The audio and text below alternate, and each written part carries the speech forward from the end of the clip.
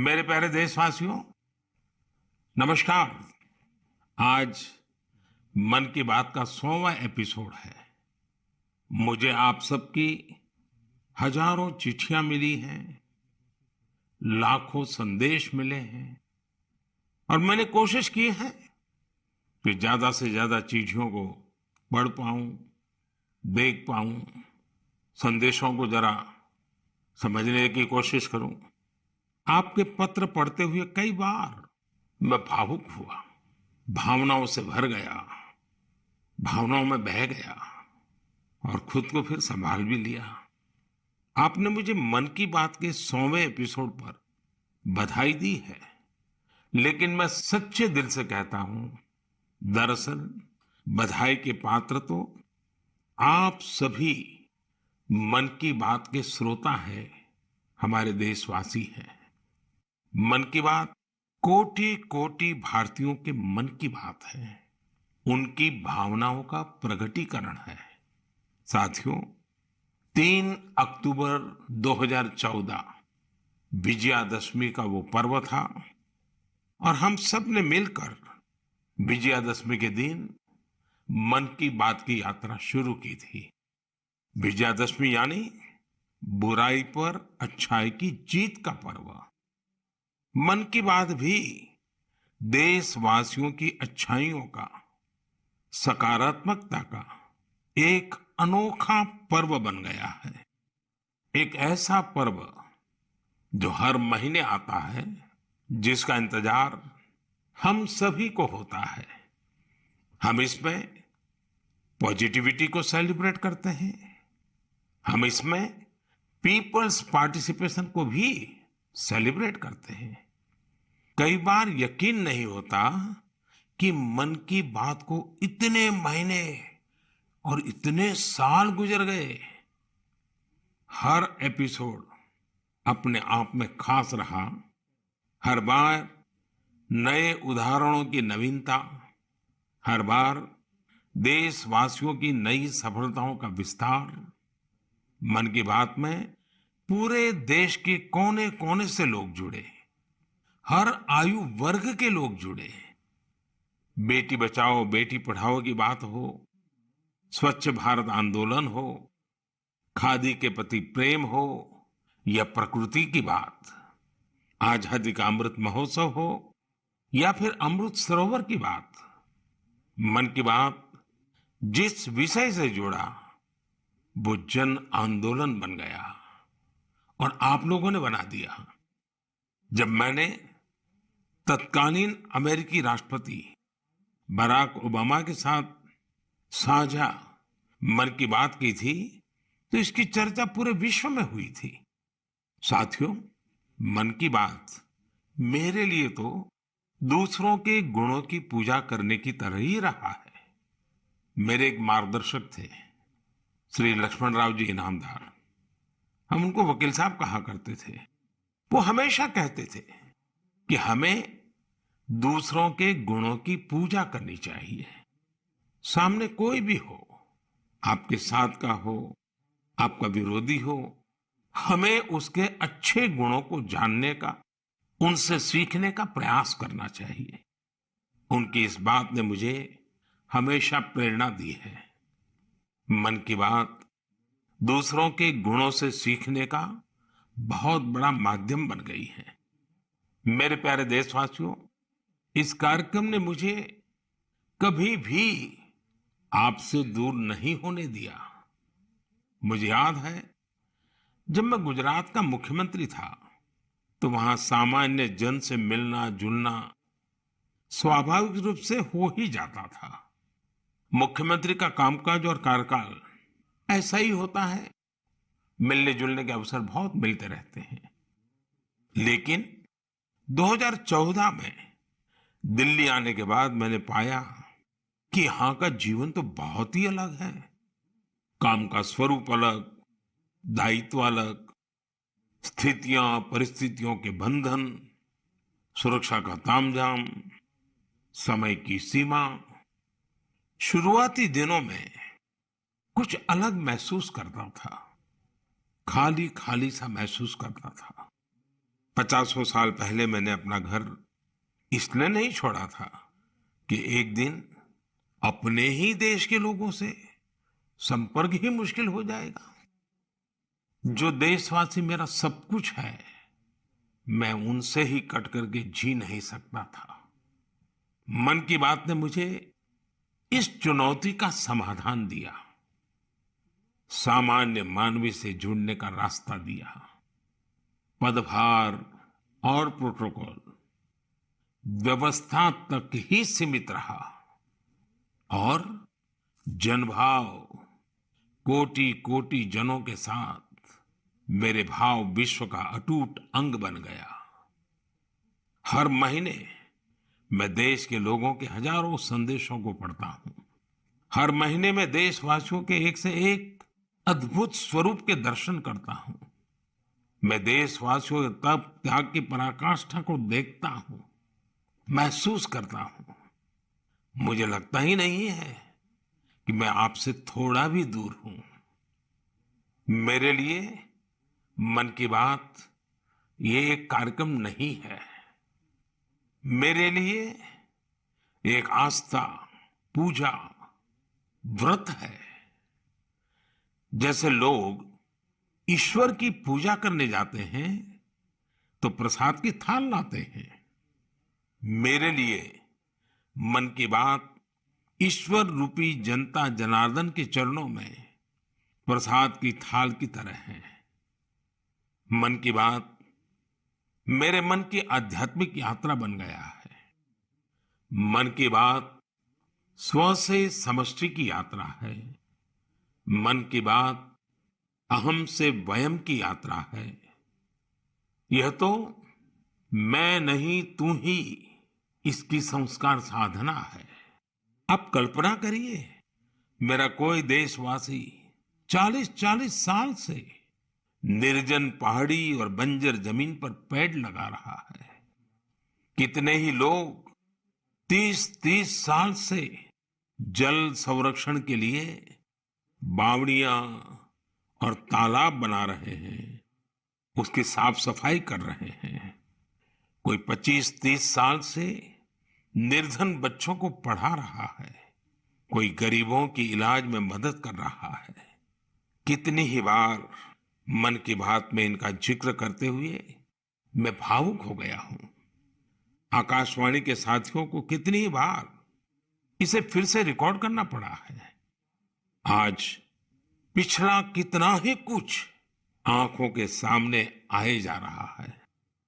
देशवासियों के इन प्रयासों ने मुझे लगातार खुद को खपाने की प्रेरणा दी है। साथियों, मन की बात में जिन लोगों का हम जिक्र करते हैं, वे सब हमारे हीरोज हैं, जिन्होंने इस कार्यक्रम को जीवंत बनाया है। आज जब हम 100वें एपिसोड के पड़ाव पर पहुंचे हैं, तो मेरी ये भी इच्छा है कि हम एक बार फिर इन सारे हीरोज के पास जाकर उनकी यात्रा के बारे में जानें। आज हम कुछ साथियों से बात भी करने की कोशिश करेंगे। मेरे साथ जुड़ रहे हैं हरियाणा के भाई सुनील जगलान जी। सुनील जगलान जी का मेरे मन पर इतना प्रभाव इसलिए पड़ा क्योंकि हरियाणा में जेंडर रेशियो पर काफी चर्चा होती थी और मैंने भी बेटी बचाओ बेटी पढ़ाओ का अभियान हरियाणा से ही शुरू किया था। और इसी बीच जब सुनील जी के सेल्फी विद डॉटर कैंपेन पर मेरी नजर पड़ी तो मुझे बहुत अच्छा लगा। मैंने भी उनसे सीखा और इसे मन की बात में शामिल किया। देखते ही देखते सेल्फी विद डॉटर एक ग्लोबल कैंपेन में बदल गया और इसमें मुद्दा सेल्फी नहीं थी, टेक्नोलॉजी नहीं थी। इसमें डॉटर को, बेटी को प्रमुखता दी गई थी। जीवन में बेटी का स्थान कितना बड़ा होता है, इस अभियान से यह भी प्रकट हुआ। ऐसे ही अनेकों प्रयासों का परिणाम है कि आज हरियाणा में जेंडर रेशियो में सुधार आया है। आइए आज सुनील जी से ही कुछ गप मार लेते हैं। नमस्कार सुनील जी। नमस्कार सर। मेरी खुशी बहुत बढ़ गई है सर आपकी आवाज सुनकर। Sunil ji, selfie with daughter हर किसी को याद है। अब जब इसकी फिर चर्चा हो रही है तो आपको कैसा लग रहा है? प्रधानमंत्री जी, ये असल में आपने जो हमारे प्रदेश हरियाणा से पानीपत की चौथी लड़ाई बेटियों के चेहरे पे मुस्कुराहट लाने के लिए शुरू की थी, जिसे आपके नेतृत्व में पूरे देश ने जीतने की कोशिश की है, तो वाकई ये मेरे लिए और हर बेटी के पिता और बेटियों को चाहने वालों के लिए बहुत बड़ी बात है। सुनील जी, अब आपकी बिटिया कैसी है? आजकल क्या कर रही है? जी, मेरी बेटियां नंदनी और याचिका है। एक 7th क्लास में पढ़ रही है, एक 4th क्लास में पढ़ रही है और आपकी बड़ी प्रशंसक हैं। आपकी उन्होंने आपके लिए थैंक यू प्राइम मिनिस्टर करके अपनी क्लासमेट्स जो हैं लेटर भी लिखवाए थे असल में। वाह वाह वाह वाह। अच्छा, बिटिया को आप मेरा और मन की बात के श्रोताओं का खूब सारा आशीर्वाद दीजिए।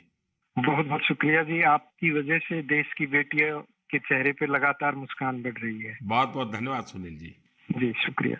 साथियों, मुझे इस बात का बहुत संतोष है कि मन की बात में हमने देश की नारी शक्ति की सैकड़ों प्रेरणादायी गाथाओं का जिक्र किया है।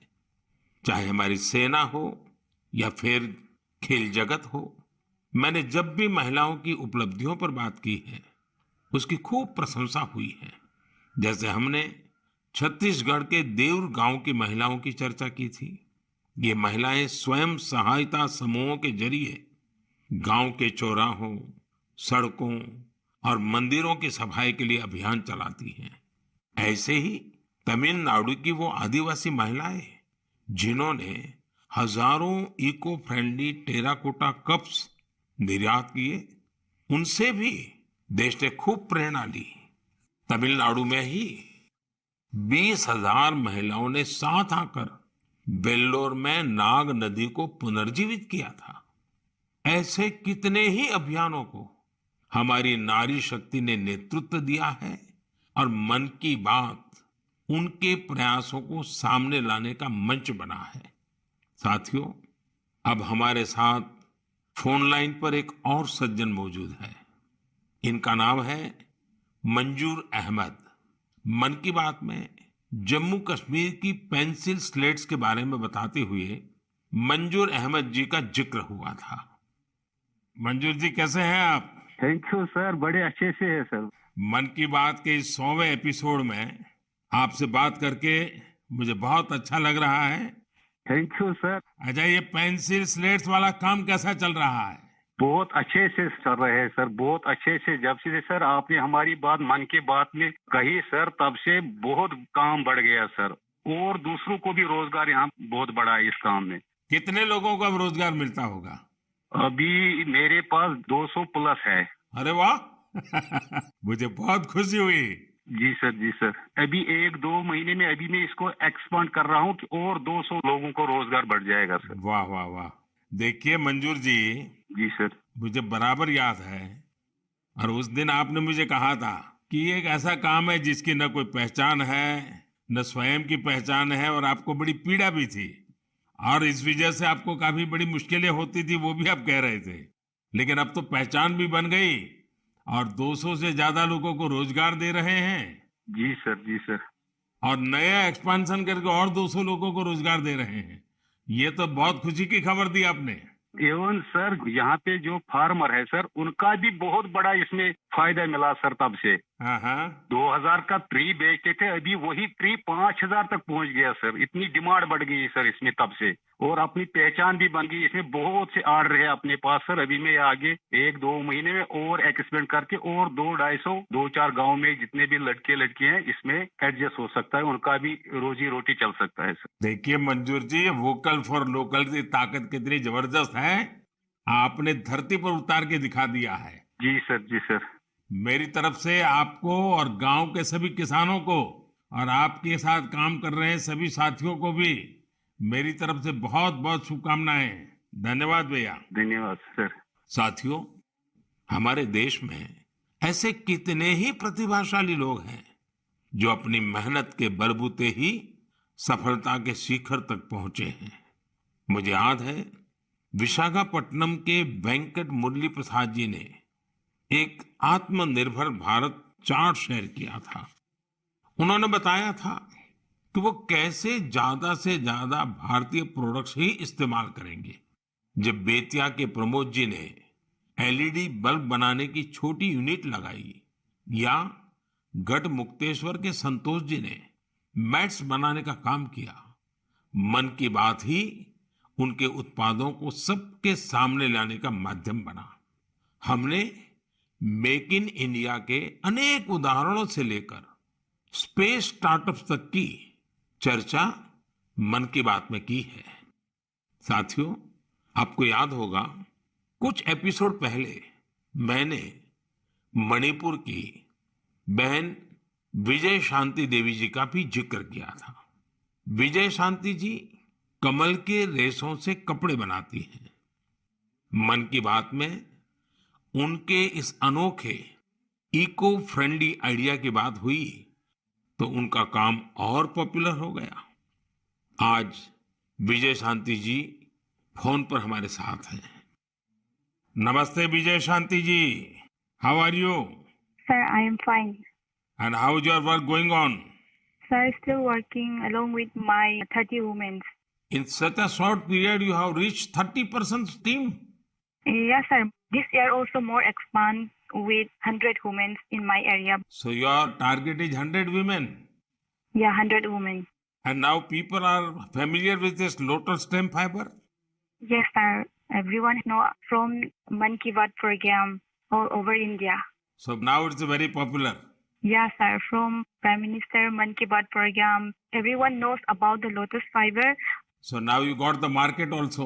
Yes, sir. I have got a market from USA also. They want to buy in bulk in large quantities, but I want to give from this year to send the US also.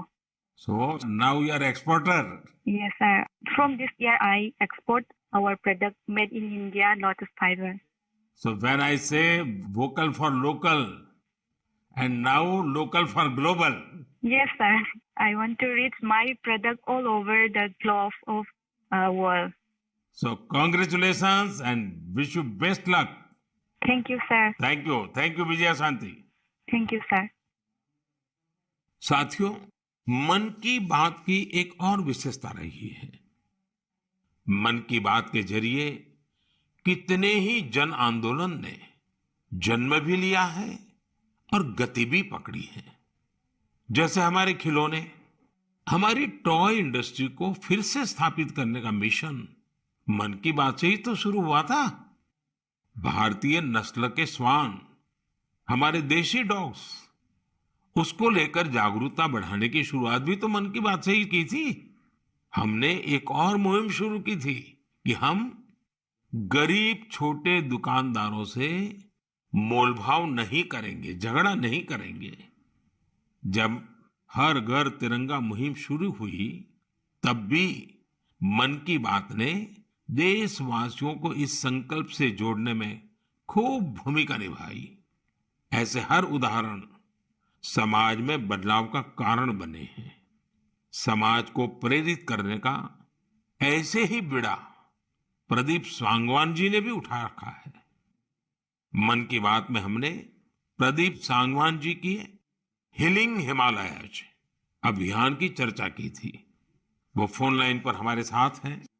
Pradeep ji नमस्कार। Sir जय हिंद। जय हिंद, जय हिंद भैया। कैसे हैं आप? Sir बहुत बढ़िया, आपकी आवाज सुनकर और भी अच्छी। आपने हिमालय को हील करने को सोची, हाँ जी सर। अभियान भी चलाया। आजकल आपका कैंपेन कैसा चल रहा है? सर बहुत अच्छा चल रहा है। 2020 से ऐसा मानिए कि जितना काम हम 5 साल में करते थे, अब वो 1 साल में ही हो जाता है। अरे वाह। हाँ जी सर। शुरुआत बहुत नर्वस हुई थी, बहुत डर था इस बात को लेके कि जिंदगी भर ये कर पाएंगे नहीं कर पाएंगे, पर थोड़ा सपोर्ट मिला और 2020 तक हम बहुत स्ट्रगल भी कर रहे थे। ऑनेस्टली लोग बहुत कम जुड़ रहे थे, बहुत सारे ऐसे लोग थे जो कि सपोर्ट नहीं कर पा रहे थे, हमारी मुहिम को इतना तवज्जो भी नहीं दे रहे थे। बट 2020 के बाद जब मन की बात में जिक्र हुआ, उसके बाद बहुत सारी चीजें बदल गई। मतलब पहले हम साल में 6-7 क्लीनिंग ड्राइव कर पाते थे, 10 क्लीनिंग ड्राइव कर पाते थे। आज की डेट में हम डेली बेसिस पे 5 टन कचरा इकट्ठा करते हैं अलग अलग लोकेशन से। अरे वाह। मन की बात में जिक्र होने के बाद आप सर बिलीव करें मेरी बात को कि मैं ऑलमोस्ट गिव अप करने की स्टेज पे था एक टाइम पे, और उसके बाद फिर बहुत सारा बदलाव आया मेरे जीवन में और चीजें इतनी स्पीड अप हो गई थी जो चीजें हमने सोची नहीं थी। सो आई एम रियली थैंकफुल कि पता नहीं कैसे हमारे जैसे लोगों को आप ढूंढ लेते हैं, कौन इतनी दूर दराज एरिया में काम करता है, हिमालय के क्षेत्र में जाके बैठ के हम काम कर रहे हैं, सॉल्टिट्यूड पे काम कर रहे हैं, वहां पे आपने ढूंढा हमें, हमारे काम को दुनिया के सामने लेके आए। तो मेरे लिए बहुत इमोशनल मोमेंट था तब भी और आज भी कि मैं हमारे देश के जो प्रथम सेवक हैं उनसे मैं बातचीत कर पा रहा हूँ। मेरे लिए इससे बड़ी सौभाग्य की बात नहीं हो सकती। प्रदीप जी, आप तो हिमालय के चोटियों पर सच्चे अर्थ में साधना कर रहे हैं और मुझे पक्का विश्वास है अब आपका नाम सुनते ही लोगों को याद आ जाता है कि आप कैसे पहाड़ों की स्वच्छता अभियान में जुड़े हैं। हाँ जी सर। और जैसा आपने बताया कि अब तो बहुत बड़ी टीम बनती जा रही है और आप इतनी बड़ी मात्रा में डेली काम कर रहे हैं। हाँ जी सर। और मुझे पूरा विश्वास है कि आपके इन प्रयासों से, उसकी चर्चा से अब तो कितने ही पर्वतारोही स्वच्छता से जुड़े फोटो पोस्ट करने लगे हैं। हाँ जी सर, बहुत। ये अच्छी बात है। आप जैसे साथियों के प्रयास के कारण waste is also a wealth, ये लोगों के दिमाग में अब स्थिर हो रहा है और पर्यावरण की भी रक्षा हो रही है और हिमालय का जो हमारा गर्व है उसको संभालना, संवारना वो सामान्य मानवी जुड़ रहा है। प्रदीप जी, बहुत अच्छा लगा मुझे। बहुत बहुत धन्यवाद भैया। Thank you sir, thank you so much. जय हिंद।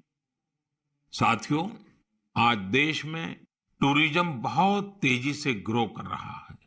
हमारे ये प्राकृतिक संसाधन हो, नदियां, पहाड़, तालाब या फिर हमारे तीर्थ स्थल हो, उन्हें साफ रखना बहुत जरूरी है।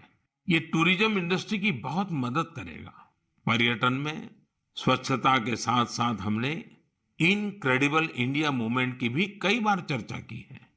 इस मूवमेंट से लोगों को पहली बार ऐसे कितनी जगहों के बारे में पता चला जो उनके आसपास ही थे।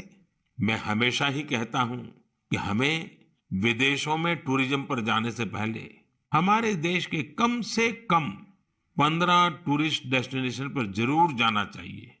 और यह डेस्टिनेशन जिस राज्य में आप रहते हैं वहां के नहीं होने चाहिए, आपके राज्य से बाहर किसी अन्य राज्य के होने चाहिए। ऐसे ही हमने स्वच्छ सियाचिन, सिंगल यूज प्लास्टिक और ई वेस्ट जैसे गंभीर विषयों पर भी लगातार बात की है।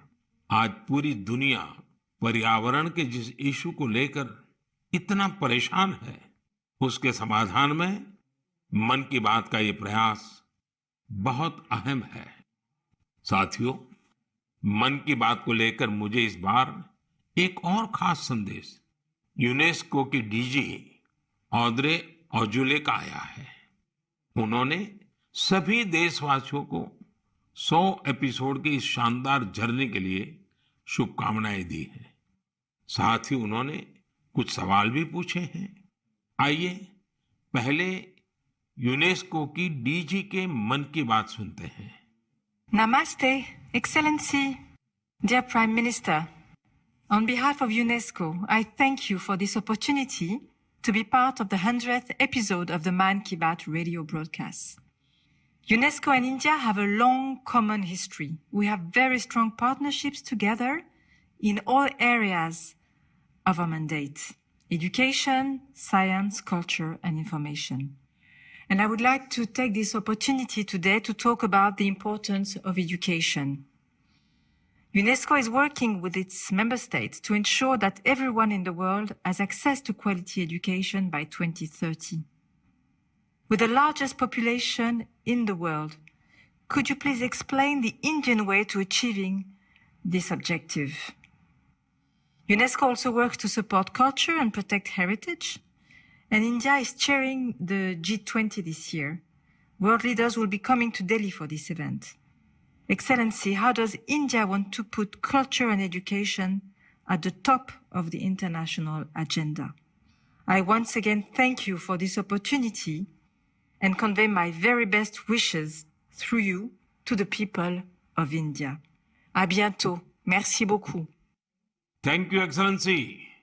I am happy to interact with you in the 100th Man Ki Baat program. I am also happy that you have raised the important issues of education and culture.